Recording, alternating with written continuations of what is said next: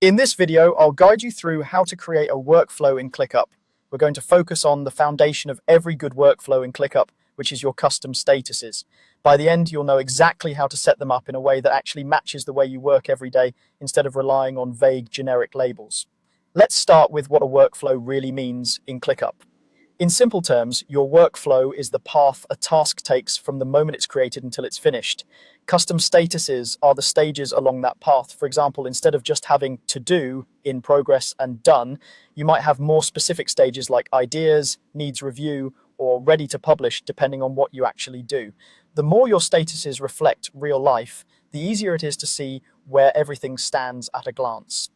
To create or adjust these custom statuses, you'll start inside the space or list where you want to define your workflow. Remember that spaces are your higher level areas like departments or teams, while lists are more focused collections of tasks such as projects or campaigns.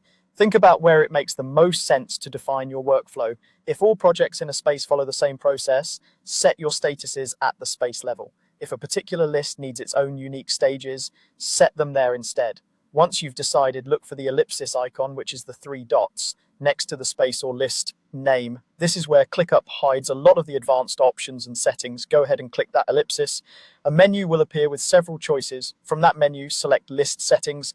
Even if you started from a space, you may see similar wording for settings. You're looking specifically for the area that controls how tasks behave and are labeled in that part of your workspace. Inside List Settings, you'll find an option for custom statuses. Click into that. This is where you'll either see the current workflow, if one already exists, or the default statuses provided by ClickUp. Instead of sticking with something generic, start tailoring these to your day-to-day work. Ask yourself what actually happens between the moment a task is created and the moment it's complete. Do you usually plan first, then draft, then review, then approve? Each of those can become its own status. Rename existing statuses so they use language that makes sense to your team.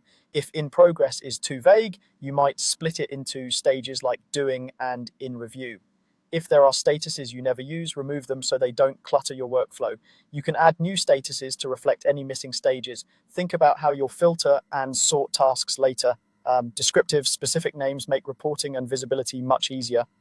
As you adjust your statuses, pay attention to their order. The sequence should follow the natural progression of work from the earliest stage to the very end. This makes it intuitive when you move a task from one status to the next, and it helps anyone new to the workspace understand how your team operates. When you're happy with the names and order, save your changes. From now on, any task in that space or list will follow the workflow you just defined. Over time, don't be afraid to revisit these custom statuses. As your process evolves, your workflow in ClickUp should evolve with it. By keeping your statuses specific and relevant, you turn ClickUp into a clear visual representation of how your work truly gets done.